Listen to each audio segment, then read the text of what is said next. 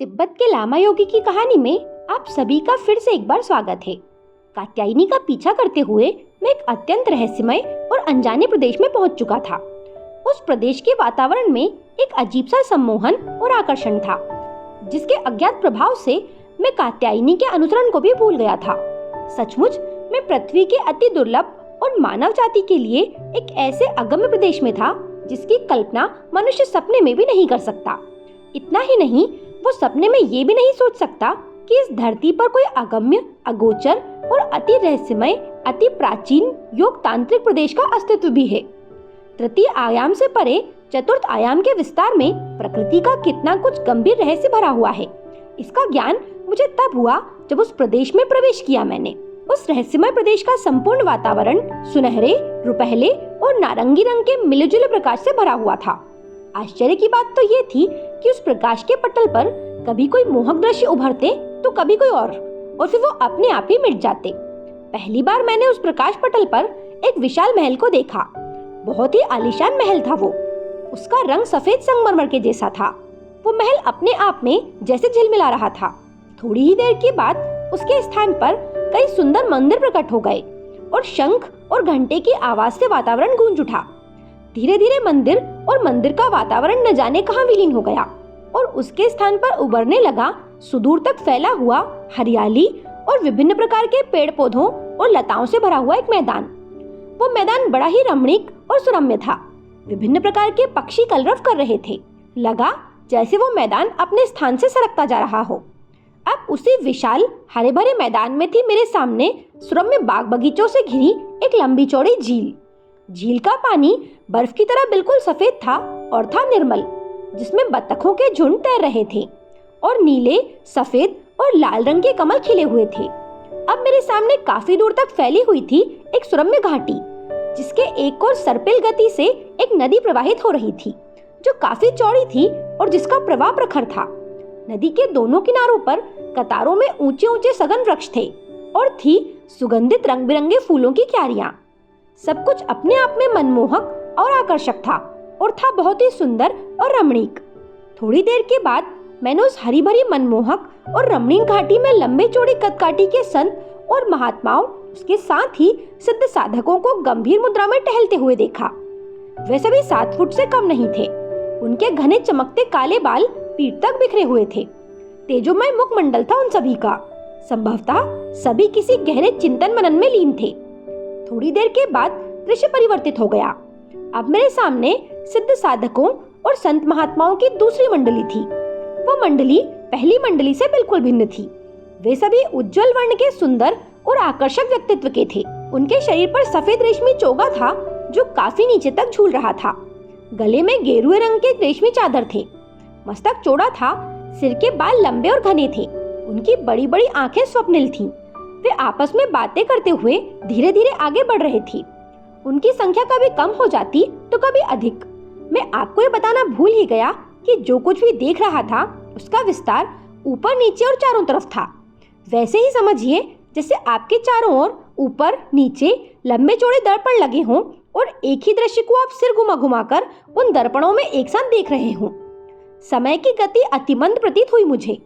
अपने आप में लीन सा हो गया मैं।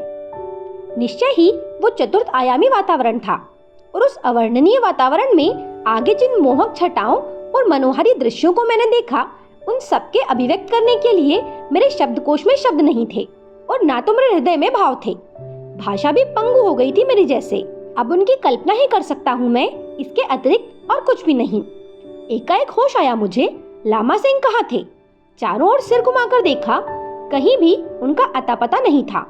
जैसे लुप्त हो गया था उनका अस्तित्व उस रहस्यमय वातावरण में। धीरे धीरे मैं आगे बढ़ने लगा। थोड़ी ही देर में चारों ओर फैले हुए सफेद बादलों के झुंड के बीच में एक छोटा सा आश्रम दिखलाई दिया। किसी अज्ञात सम्मोहन के वशीभूत होकर उस आश्रम में प्रवेश कर गया मैं। बड़ा ही भव्य और सुंदर था वो आश्रम। एक महात्मा की दृष्टि पड़ गई अचानक ही मुझ पर। वे आश्चर्य के भाव से मेरी ओर देखते हुए बोले, अरे तुम सूक्ष्म शरीर के द्वारा इस अपार्थिव सत्ता में कैसे प्रवेश कर गए? जाओ यहाँ से, लौट जाओ अपने पार्थिव शरीर में। शीघ्रता करो, नहीं तो शरीर के लिए न जाने कब तक भटकना पड़ेगा तुम्हें। कौन बतला सकता है भला? भौचक्का सा मुंह ताकने लगा मैं उन महात्मा का। कुछ बोला न गया मुझसे। मेरी तो समझ में नहीं आ रहा था कि पार्थिव शरीर भी कोई है मेरा। यदि है तो फिर वो कहाँ है और किस स्थिति में होगा। बड़ी परेशानी का अनुभव करने लगा था मैं उस समय। कहाँ जाऊं, किधर जाऊं, कुछ समझ में नहीं आ रहा था। एक प्रकार से सच पूछा जाए तो अपने स्थूल शरीर को भूल ही गया था मैं। आश्रम से निकलकर मुंह लटकाए एक और बढ़ने लगा मैं धीरे धीरे। काफी चलने के बाद मुझे सामने दिखाई दिया चक्रेश्वरी मठ, और चक्रेश्वरी मठ को देखते ही सब कुछ याद आ गया, अपना शरीर भी। स्मृति जागृत होते ही एक अज्ञात और गहनतम सूक्ष्म में प्रवेश कर गया मैं।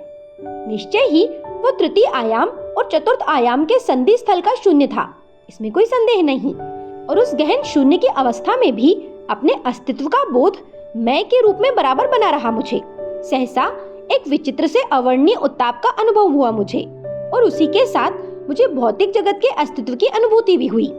मेरी अंतर चेतना अब लुप्त हो गई थी और उसके स्थान पर जागृत हो गई थी ब्रह्म चेतना। धीरे धीरे आंखें खोली और अपने सामने पूर्ववत लामा सेन को बैठा हुआ देखा मैंने। वे उस समय मुझे देखकर मुस्कुरा रहे थे। फिर धीरे से बोले, यात्रा कर ली अपने वांछित स्थानों की? तुरंत लामा सेन के इस प्रश्न का उत्तर न दे सका मैं। उनके भावहीन चेहरे की ओर अपलक देखते हुए मन ही मन सोचने लगा, क्या सत्य है? ये सत्य है या फिर वो सत्य है? एक गहरी भ्रांति में फंस गया था मेरा चित्त। मेरी मनस्थिति को समझ गए लामा सिंह। बोले, वास्तव में एकमात्र आत्मा ही सत्य है, उसके अतिरिक्त सब कुछ माया है, यानी कि अस्थिर। स्थिर है तो वो केवल आत्मा है। ये सुनकर मन कुछ हल्का हुआ मेरा। सिर नीचे कर धीरे से बोला, आप तो मेरे साथ यात्रा पर निकले थे, फिर बीच में आप कहाँ लुप्त हो गए थे? लामा सिंह ने कहा, मैं आपके साथ गया ही कहाँ था। अरे, आप ये क्या कह रहे हैं? आप यहीं थे? उन्होंने कहा, हाँ, लेकिन आपने अपनी यात्रा के अंतर्गत जो कुछ भी देखा और सुना और अनुभव किया, उससे मैं भली भांति परिचित हूँ। कुछ बोला ना गया मुझसे ये सब कुछ सुनकर। मुंह बाए मैं उनकी ओर देखता ही रहा बस। लामा सिंह मुझे मौन और आश्चर्यचकित देखकर स्वयं आगे कहने लगे, आपने मंदिर में कापालिक की जो नरबलि का दृश्य देखा था, वो लगभग 600-700 वर्ष पूर्व घटित हुआ था। दिक्काल से परे जो सिद्धांत थे, उसके अनुसार भौतिक जगत में जिस समय और जिस स्थान पर जैसी जो घटना घटती है, भले ही वो अच्छी हो या बुरी, वो चतुर्थ आयामी अभौतिक सत्ता में बार बार उसी समय और उसी स्थान पर घटती रहती है। आप अपने सूक्ष्म शरीर में थे, इसलिए इतनी प्राचीन, हृदय विदारक और अविश्वसनीय दृश्य को देख सके आप। वैसे भी कभी कभी संयोगवश चतुर्थ आयाम में तृतीय आयाम की बराबर घटने वाली घटनाओं के दृश्य की झलक मिल जाती है, जिसे लोग देवीय चमत्कार अथवा अनहोनी कहकर चल देते हैं। नरबलि के संबंध में लामा सिंह ने आगे कहा, कापालिक की बलि की कथा से तुम परिचित हो ही गए हो, लेकिन ये नहीं जानते कि उस परम और महान साधक की भैरवी कात्यायनी भी एक परम और उच्च कोटि की साधिका थी।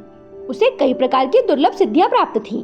उसका पार्थिव शरीर तो नष्ट हो गया, लेकिन उसके व्यक्तित्व का अस्तित्व सूक्ष्म शरीर में चतुर्थ आयामी जगत में अभी भी विद्यमान है, और कभी कभी अवसर प्राप्त होने पर तथा किसी महत्वपूर्ण उद्देश्य से चतुर्थ आयाम की सीमा लांघकर इस तृतीय आयामी जगत में भी आ जाती है वो। मैं आश्चर्यचकित सा लामा सिंह की ओर देखता रहा। इस कहानी का अगला भाग हम अगले पार्ट में सुनेंगे।